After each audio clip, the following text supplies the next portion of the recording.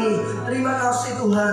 Yohanes 12 ayat 32 berkata, apabila namamu ditinggikan dari tempat ini, dari bumi ini, Engkau sendiri yang akan menarik jiwa-jiwa datang kepadamu.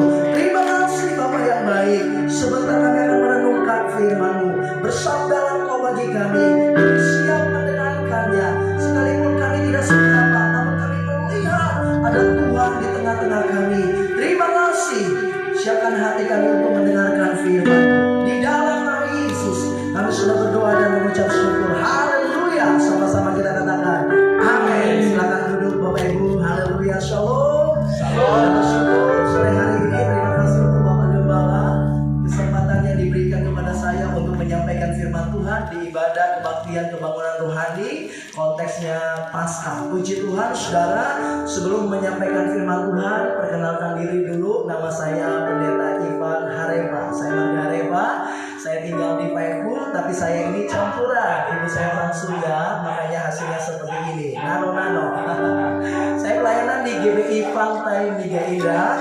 Dan saya sudah berkeluarga. Istri saya dari NTT. Dan kami sudah dikaruniai 3 orang anak. Dan puji Tuhan, Bapak Ibu, kita bersyukur sore hari ini untuk kebaikan Tuhan. Langsung saja kita akan melihat satu bagian firman Tuhan yang saya kutip dari Injil Yohanes pasal 15 ayatnya yang ke-13. Satu ayat saja. Yohanes pasal 15 ayat 13 saya akan baca. Judulnya perintah supaya saling mengasihi. Beginilah firman Tuhan. Tidak ada kasih yang lebih besar daripada kasih seorang yang memberikan nyawanya untuk sahabat-sahabatnya. Izinkan terlebih dahulu saya menyaksikan tentang siapa ibu saya. Ibu saya adalah seorang yang tidak kenal Tuhan. Ibu saya adalah orang yang di luar Kristen, saudara. Ibu saya bersaksi dia begitu anti dengan orang Kristen karena dia punya fanatik dengan agamanya. Biasanya kalau di Sunda itu mayoritas orang Islam. Di puji Tuhan saudara, ada satu kesaksian yang disampaikan oleh ibu saya. Waktu itu bapak saya menikah dengan ibu saya, tapi ada satu janji di antara mereka. Bapak saya bilang begini, ibu saya bilang begini, kalau kita punya anak pertama laki-laki, maka saya akan mengikuti agama kamu. Tapi kalau anak kita perempuan, maka kamu yang ikuti agama saya. Itu janji mereka. Puji Tuhan Bapak Ibu, kita bersyukur ternyata anak pertama itu laki-laki. Sekalipun 3 hari kemudian anak itu meninggal, tidak masalah. Tapi janjinya ibu saya jadi Kristen. Tetapi ada kesaksian dari ibu saya. Dia begitu kaget. Waktu itu dia diajak untuk melihat orang meninggal, orang Kristen. Ada yang meninggal di Bandung dan itu laki-laki. Begitu kagetnya ibu saya. Ternyata orang Kristen meninggal pakai dasi, pakai jas, pakai sepatu gitu ya saudara. Ibu saya begitu kaget. Karena kalau di agamanya bukan seperti itu orang meninggal.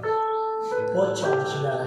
Coba bayangkan, orang yang hidup itu jeleknya seperti saya, ketemu mayatnya mengerikan saudara. Tapi ketemu dengan hantu orang Kristen, wah keren. Pakai dasi, pakai jas, pakai sepatu ganteng. Kalau ibu-ibu pakai kebaya gitu ya saudara. Tapi puji Tuhan saudara, hari ini luar biasa. Temanya yaitu kasih yang memulihkan saudara. Orang-orang Kristen beberapa waktu ini merayakan yang namanya Paskah saudara. Ada perlombaan kor, ada perlombaan vokal grup saudara. Ada yang namanya telur cari telur Paskah saudara. Tetapi tidak sedikit juga banyak orang Kristen yang tidak memaknai arti daripada Paskah. Sama seperti juga perayaan Natal saudara. Sangat disayangkan banyak orang yang tidak menyadari bahwa Paskah adalah satu penebusan yang benar-benar mengerikan saudara, di mana Yesus mengorbankan hidupnya. Kematian Yesus adalah satu peristiwa yang begitu menggemparkan. Cara matinya begitu mengerikan saudara. Dan tidak ada orang yang mengalami kematian seperti yang dialami oleh Yesus sepanjang sejarah manusia. Di Taman Getsemani Yesus mengalami sebuah ketakutan. Bahasa medisnya, keringatnya itu berubah jadi darah. Bahasa medisnya, Yesus mengalami yang namanya hematidrosis saudara. Hematidrosis itu adalah tingkat stres tinggi saudara, di mana keringat itu berubah tidak tahu kalau Abang Aldo mungkin stres saudara, mungkin gak bisa tidur, tapi tidak seperti yang dialami oleh Yesus saudara. Ada orang yang stres, akhirnya darah tinggi, stroke saudara, tiba-tiba mati saudara. Di Yesus mengalami satu titik di mana dia mengalami ketakutan. Saya baca satu buku, di situ dicatat seharusnya di naskah Alkitab di Taman Getsemani itu seharusnya disembunyikan. Kenapa? Dia berkata dia Tuhan. Kenapa dia mengalami ketakutan?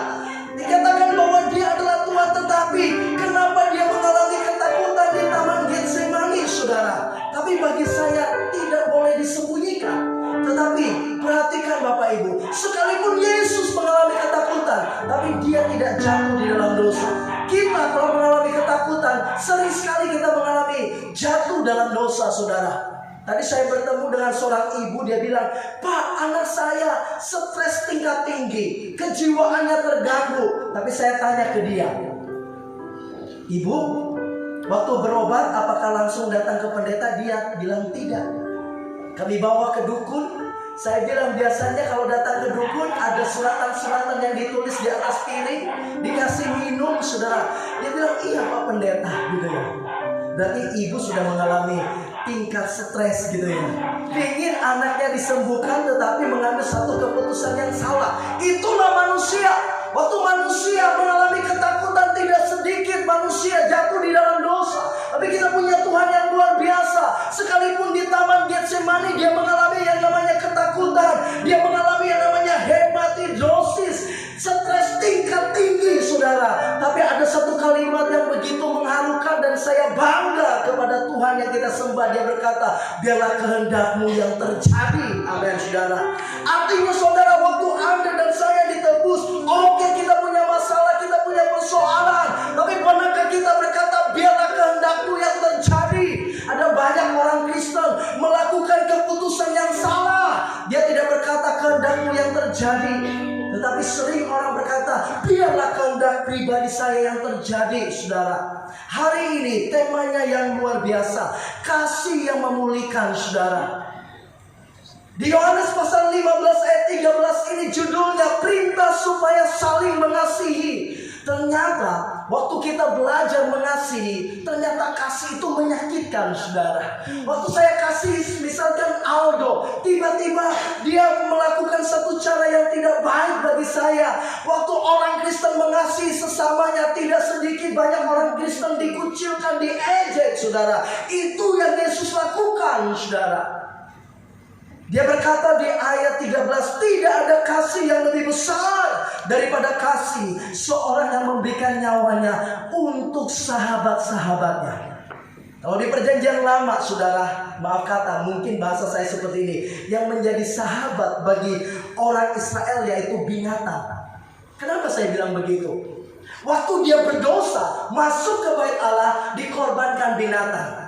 Tetapi saudara, saya perhatikan, binatang itu tidak menangis waktu dia dibawa ke bait Allah karena dia binatang yang tidak tahu apa-apa saudara. Tetapi menurut saya, yang mengalami kesedihan pemilik binatang itu saudara. Waktu Aldo ini berdosa, dia masuk ke bait Allah, dia harus korbankan binatangnya. Tapi sedih rasanya, ini binatang yang saya kasihi, ini ternak yang saya sayangi. Tetapi mau gimana, saya harus korbankan. Kalau tidak, Tuhan tidak ampuni saya. Saya bisa merenungkan waktu Yesus diutus ke dunia ini, saya melihat surga begitu berduka cita. Makanya waktu dia mati pukul 12 itu gelap gulita rasanya. Surga seperti sedih dan setan tertawa. Dia berkata, "Hahaha, tidak ada harapan lagi." Tuhan yang mereka berkata adalah Tuhan yang memberikan keselamatan, yang memberikan jaminan, ternyata mati saudara. Tapi setan tidak tahu rahasia Tuhan. Pada hari ketiga dia bangkit. Boleh tepuk tangan untuk Tuhan kita. Dia berkata sekali lagi, tidak ada kasih yang lebih besar daripada kasih seorang yang memberikan nyawanya. Ada beberapa kategori kasih. Kasih yang dimaksud adalah kasih yang agape saudara. Sudahkah kita mengasihi sesama kita dengan kasih yang namanya kasih agape saudara? Waktu berapa minggu yang lalu kami buat satu KKR di Rabenek. Mungkin ada sebagian kawan-kawan yang ikut di BNKP. Waktu saya khotbah, saya bilang sama Abang Cornel, jemaatnya Abang Ferry, di hati saya bilang gini, suruh anak-anak muda itu bersaksi. Ada ratusan anak muda yang datang di BNKP, mereka dilawat oleh Tuhan. Tapi ada satu orang perempuan, dia maju ke depan. Dia bilang begini, saya punya sahabat. Kami sudah bersahabat 2 tahun lamanya. Tapi berapa bulan ini kami musuhan, tapi kami tidak cakapan. Saya melihat dia dan saya tidak mau berdamai dengan dia. Waktu dia bersaksi, dia berkata sambil nangis, di ruangan ini sahabat saya ada di tengah-tengah orang banyak ini. Tapi hari ini saya ambil keputusan mengampuni dia. Dia panggil sahabatnya itu di depan anak muda ramai sekali, sambil mereka berpelukan, sambil mereka memaafkan, saudara. Dan saya percaya kita adalah orang yang berdosa. Kita adalah orang yang gampang sakit hati. Kita adalah orang yang gampang dendam, saudara. Tapi waktu kasih Yesus masuk dalam kehidupan kita, saudara, maka kasih itu memulihkan kita, saudara. Amen. Sebenarnya Anda dan saya tidak layak menghadap baik Tuhan. Kita adalah pendosa yang tidak layak di hadapan Tuhan. Jujur saya pribadi, waktu saya masuk ke bait Allah, mau banyak orang, mau tidak banyak orang, mau tidak full band, tetapi saya bersyukur kalau Tuhan memberikan kesempatan bagi saya untuk mengangkat tangan, untuk membuka mulut, untuk melompat bagi dia. Itu karena kasih yang dia berikan, dan kasih itu memulihkan kita. Boleh tepuk tangan untuk Tuhan kita. Nah, saudara yang terkasih dalam nama Yesus, hari ini Tuhan mengajar kita untuk terus memuliakan Tuhan. Berapa hari yang lalu, hari Jumat, kami berdoa di gereja, saudara.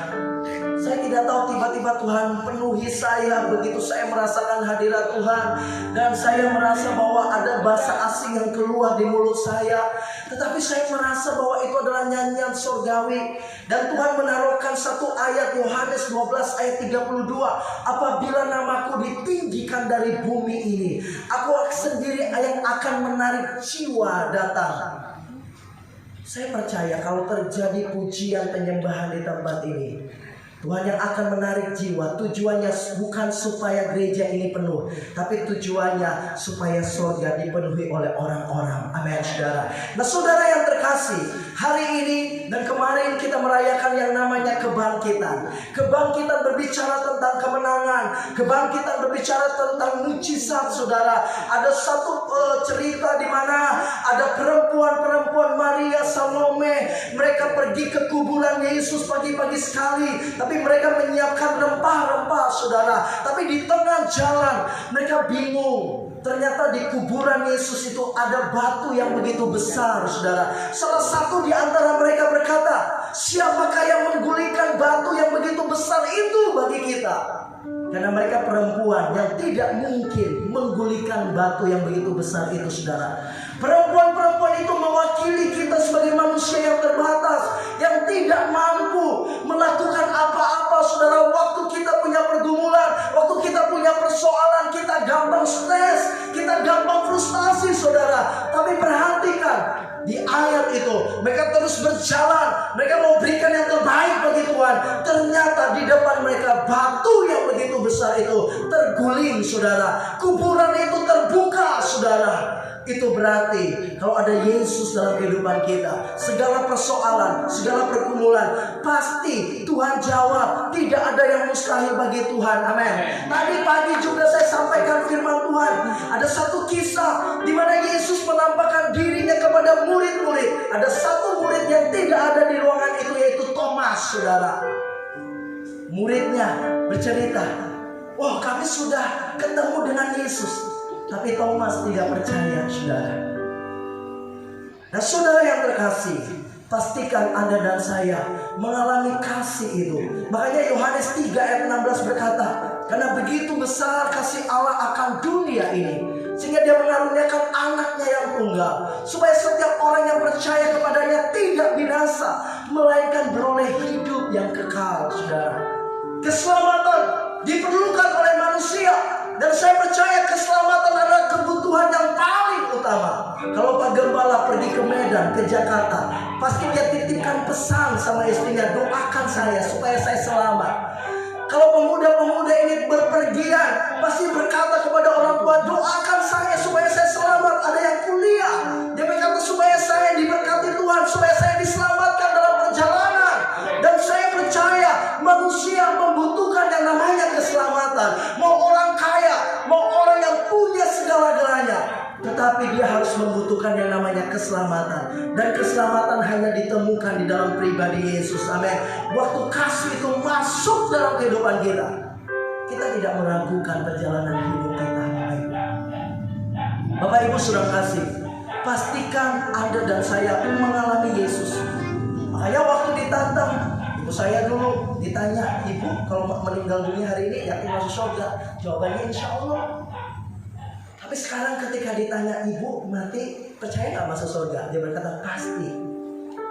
Tetapi saudara, ada banyak orang Kristen juga berkata, oh saya udah orang Kristen, di rumahnya ada tanda salib yang begitu besar, bahkan kalungnya salib saudara, anting-antingnya salib, bahkan ada orang pakai tato salib saudara gitu ya, supaya dikatakan dia orang Kristen. Tidak menjamin juga orang Kristen udah sungguh-sungguh di dalam Tuhan saudara. Makanya dalam Filipi kita harus juga kerjakan keselamatan kita saudara. Keselamatan dibayar bukan dengan emas dan perak saudara, tetapi itu dibayar dengan nyawanya Tuhan. Berarti anugerah keselamatan adalah sesuatu yang begitu mahal. Makanya Anda dan saya hari ini kita datang beribadah kepada Tuhan sekalipun cuacanya tidak baik. Hari ini anak-anak muda seharusnya mungkin jalan-jalan bersama dengan teman-teman. Teman-teman yang main musik seharusnya hari ini main kemana. Tapi puji Tuhan, karena kasih itu masuk dalam kehidupan seseorang. Maka dia berkata, saya memberikan yang terbaik untuk Tuhan selama saya hidup. Amin, Bapak Ibu. Tuhan itu baik. Dia ada saat ini. Dia mau menghampiri kita. Dia mau menjamah kita. Ibu-ibu, saya percaya mungkin ibu-ibu sok kesusahan, sok persoalan. Ibu-ibu mungkin bergumul untuk suaminya. Anak-anak muda mungkin bergumul untuk masa depannya saudara. Memang secara manusia seperti gelap rasanya. Bapak Ibu, pernah gak ke kamar mandi, tapi di kamar mandi itu gak ada cahaya, tetapi di sampingnya ada sedikit cahaya. Tapi begitu saya masuk ke kamar mandi itu, saya gak pernah, apakah ibu mengalami, begitu gelap sekali. Tapi waktu kita lama-lama di kamar mandi itu mulai terang. Saya alami itu, kalau ke kamar mandi gak ada lampu, tetapi ada cahaya di sampingnya. Begitu masuk, gelap. Saya tidak tahu di mana gayung, saya tidak mau tahu di mana sabun gitu ya. Tapi berapa menit kemudian mulai jelas. Saya renungkan itu saudara. Kadangkala dalam perjalanan hidup kita seperti kabur rasanya, seperti tidak jelas rasanya. Makanya Tuhan menantang Thomas, engkau harus percaya. Berbahagialah orang yang belum melihat tapi percaya saudara. Apakah Anda pernah berkata, seharusnya saya ada di zaman Yesus? Jangan ngomong seperti itu. Bisa jadi kamu dan saya kalau ada di zaman itu termasuk orang yang menyalibkan Yesus. Tapi puji Tuhan, saya tidak ada di zaman itu. Tapi lewat firman Tuhan, lewat kebenaran firman Tuhan, saya percaya bahwa 2000 tahun yang lalu dia datang. Dia menebus dosa saya. Dan pada hari yang ketiga dia bangkit saudara. Dan dia memberikan jaminan keselamatan bagi saya. Dia memberikan hidup yang kekal bagi saya. Amin saudara. Saudara yang terkasih, kasih itu tidak gampang. Memberikan kasih kepada orang lain tidak gampang saudara. Makanya kerendahan hati sebenarnya definisinya memberikan hak kepada orang lain, sekalipun itu sebenarnya hak saya. Kalau saya baca Alkitab, saya sekolah Alkitab 1 tahun. Di sekolah Alkitab itu kita disuruh baca mulai dari Kejadian sampai Wahyu bergiliran. Tiba-tiba masuk di Injil saudara. Saya menangis. membaca detik-detik kematian Yesus. Sambil baca dan air mata saya berlinang, saudara. Yesus di Taman Getsemani, dia berdoa dan dia menangis. Murid-muridnya tidak sanggup menjaga dia, saudara. Mereka tertidur. Setelah itu dia diperhadapkan ke hadapan mahkamah agama, di mahkamah agung, saudara. Terus di hadapan Pilatus, saudara.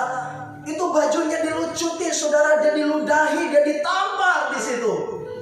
Kalau kita nonton film Yesus itu tidak seberapa.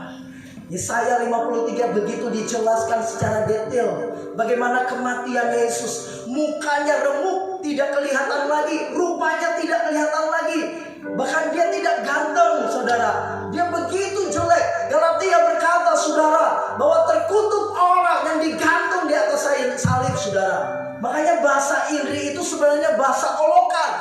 Ini raja orang Yahudi. Dia berkata dia raja, tetapi dia harus digantung di atas kayu salib, saudara. Dikasih mahkota duri.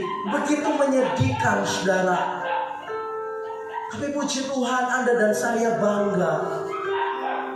Makanya kalau kita pakai tanda salib di tengah-tengah orang yang gak percaya, itu lambang kutuk, itu lambang penghinaan, saudara. Tapi Yesus rela menjadi miskin supaya Anda dan saya kaya. Amin, Bapak Ibu. Bapak Ibu sudah kasih, mari Anda dan saya memaknai kasih ini. Nanti kalau kita baca juga 1 Yohanes pasal 3 ayat 16. Di Yohanes 3 ayat 16, Yesus memberikan nyawanya. Di 1 Yohanes pasal 3 ayat 16, kita wajib memberikan nyawa kita juga.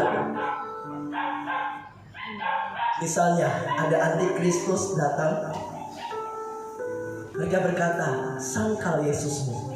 Hati-hati ya, anak muda gak boleh pacaran dengan orang yang tidak seagama. Tadi saya lihat di FB, ada seorang abang-abang yang sudah menjual agamanya demi pekerjaan. Dia berhasil, dia sukses di tanah rantau. Tapi saya melihat abang ini dulu main musik di gereja, mimpin vokal grup, saudara, gitu ya.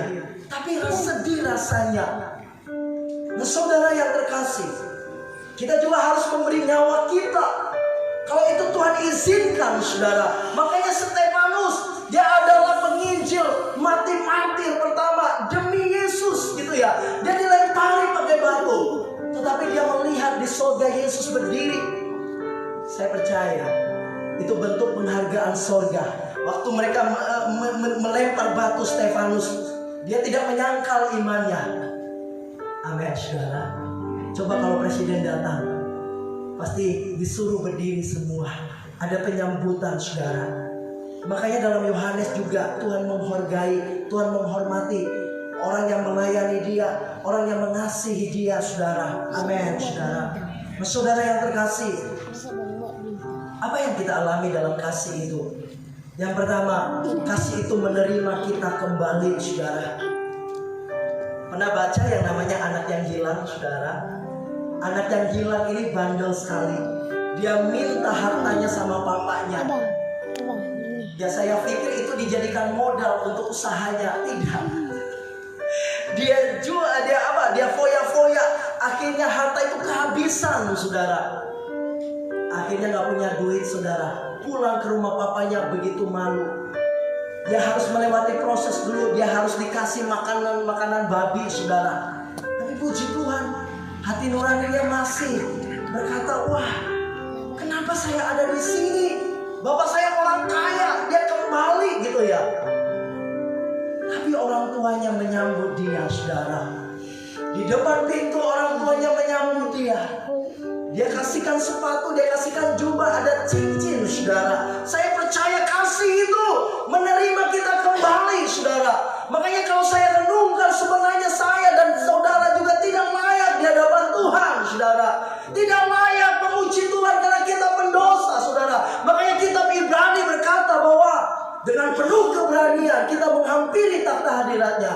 Itu karena ada pengorbanan yang Allah lakukan lewat pribadi Yesus, saudara. Amin. Makanya tidak ada yang menyombongkan diri. Waktu saya dipakai Tuhan menyampaikan firman Tuhan, waktu ada WL pemain musik dipakai oleh Tuhan, tidak ada yang menyombongkan diri. Ada yang ganteng, ada yang cantik, ada yang kaya, ada yang sederhana, saudara. Tidak ada yang menyombongkan diri kalau bukan karena anugerah Tuhan, saudara. Amin. Yang pertama, kasih itu menerima kita kembali apa adanya, saudara. Amin. Saya merenungkan begitu baiknya Tuhan dalam hidup saya. Saya juga gak pernah mimpi jadi pendeta. Saya gak tahu juga Pak Gembala, apakah dari awal dia mimpi jadi pendeta. Ada anak muda dipanggil oleh Tuhan di tengah perjalanan hidupnya. Tapi ada juga anak muda yang dari awalnya saya mau jadi pendeta. Wah, itu keren. Itu cita-cita yang mulia. Ada dosen kami berkata, pekerjaan yang paling menyenangkan di bawah matahari ini jadi pendeta. Alasannya kenapa, Pak? Oh, pendeta keren karena dia bukan pendeta, dia orang sekuler. Pendeta, hari ini saya lihat dia, wah, di acara ulang tahun, dia seperti anak-anak. Berapa jam kemudian, oh, saya lihat pendeta itu dia lagi kumpulkan orang meninggal. Berapa hari kemudian, oh, pendeta itu pimpin KKR banyak orang. Ada ribuan orang, satu orang dia, wah, melawat semua orang. Wah, jadi pendeta keren. Terus saya bilang ke dia, Pak, yang kerja di sekolah juga gak menyenangkan ya. Dia bilang yang tidak menyenangkan dari kehidupan orang yang sekuler kalau tidak ada Tuhan di dalamnya. Dia bilang gini, coba pegawai negeri, mulai dari hari Senin pakai baju yang sama, berhadapan dengan laptop. Selasa lagi pekerjaan yang sama, dia bilang gitu. Makanya ada orang, saya tidak menyalahkan pegawai negeri. Oh, karena pegawai negeri hari Minggu, wah, ini jadi pelampiasan. Toko emas berjalan. Hadir di rumah Tuhan menampilkan kepunyaan. Oh, begitu ya, Pak? Iya. Tetapi orang sekuler kalau ada Tuhan di dalamnya, apapun cita-cita kalau ada Tuhan di dalamnya, kita menikmati hidup ini. Kita percaya bahwa dalam setiap perjalanan hidup kita ada Tuhan bersama dengan kita. Sehingga yang umurnya 50 tahun kelihatan awet muda. Orang yang sudah tua ada kegirangan di dalamnya. Coba ada orang keluar dari mobil gitu ya, wah, dipegang tangannya, hampir stroke, saudara, gitu ya. Di dalamnya ada kekosongan, di dalamnya ada kehampaan. Tapi saya bersyukur Anda dan saya, kita diterima oleh Tuhan. Kasihnya itu menerima kita kembali apa adanya. Jujur saya percaya tidak ada satu orang pun yang sempurna di ruangan ini. Tidak ada satu pun yang tidak berdosa di ruangan ini. Kalau kita hitung sepanjang hari ini, mungkin sempat kita buat teman kita ini sakit hati, saudara. Bukan saya unjuk ini, saudara, contohnya.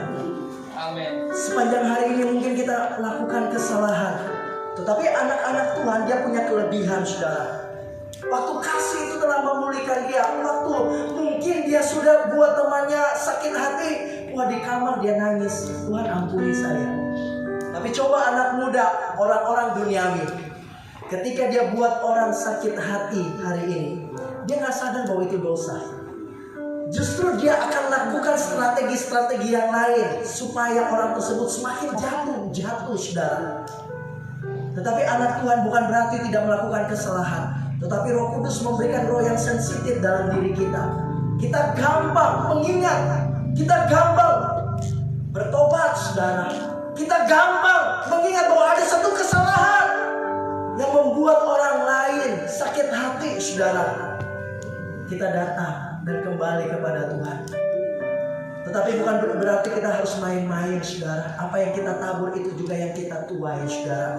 Yang kedua, kasih itu memberikan sukacita bagi kita.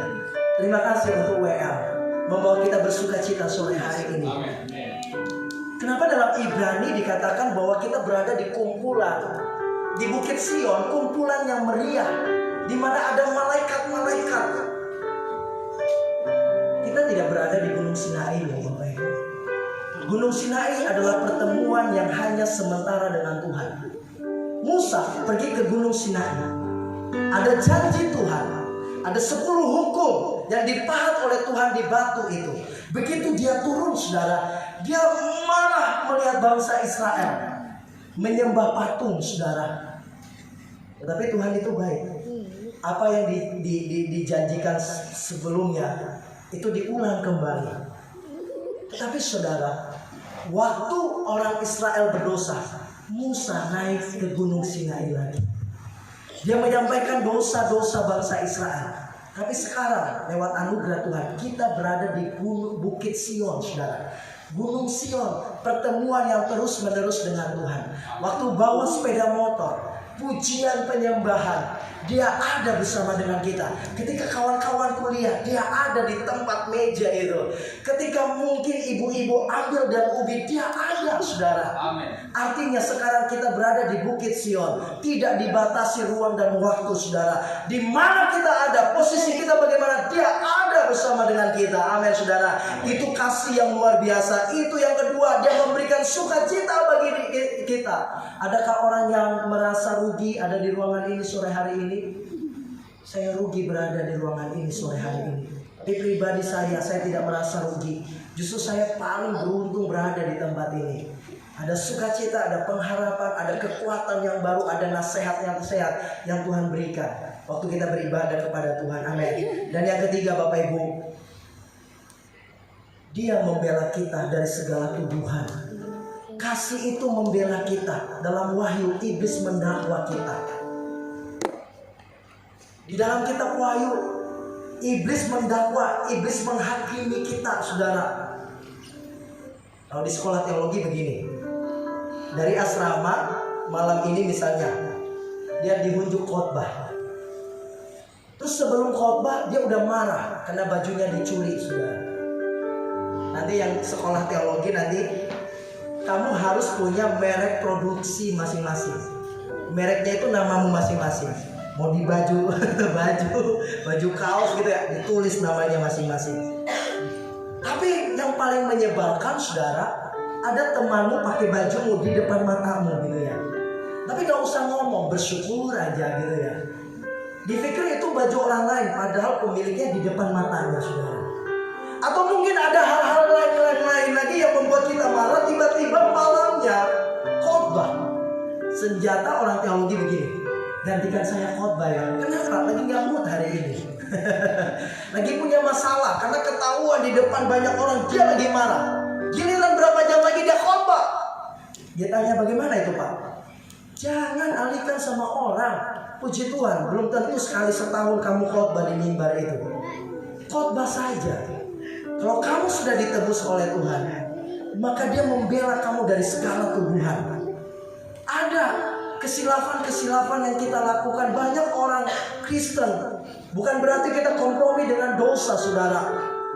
Begitu mungkin masuk di gereja udah sempat berantem dengan suami, dia berkata, saya gak mau datang.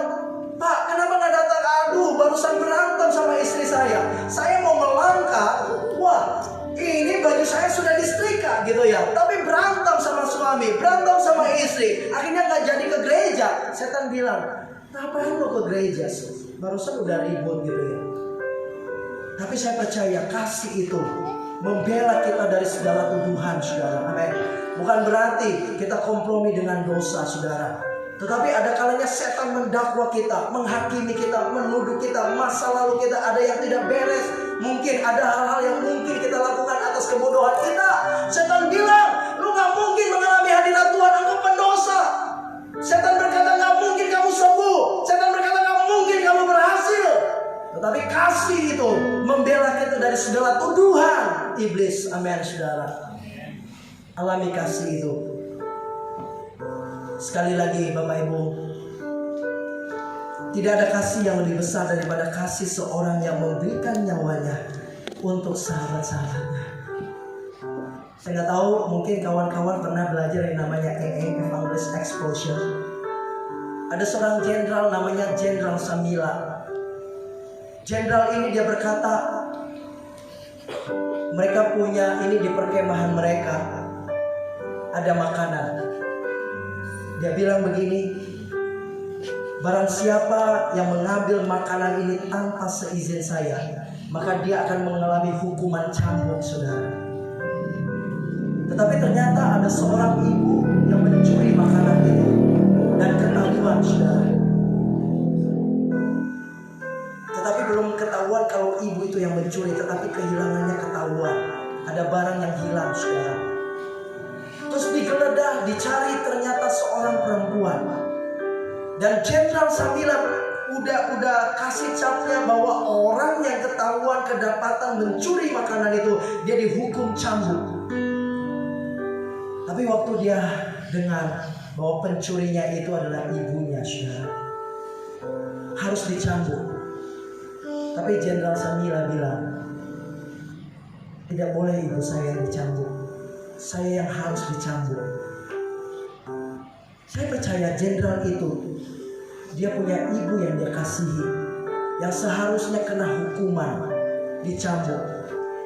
Tapi Jenderal Samila,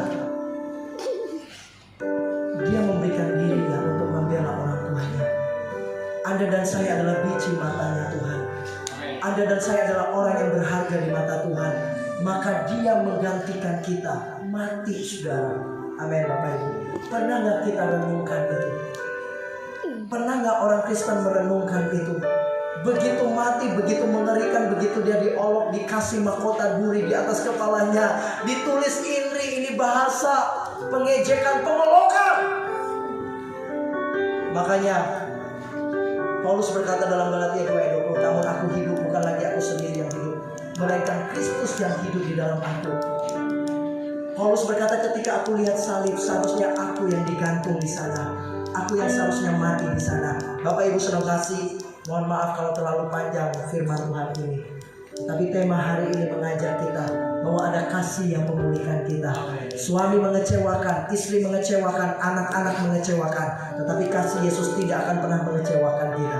Dia akan memulihkan kita. Biarlah firman Tuhan ini memberkati kita semua, Bapak Ibu. Haleluya. Saya minta para singers, pemain musik, saudara, kalau ada ibu-ibu yang rindu untuk didoakan nanti, anak-anak muda yang rindu untuk didoakan, kita sama-sama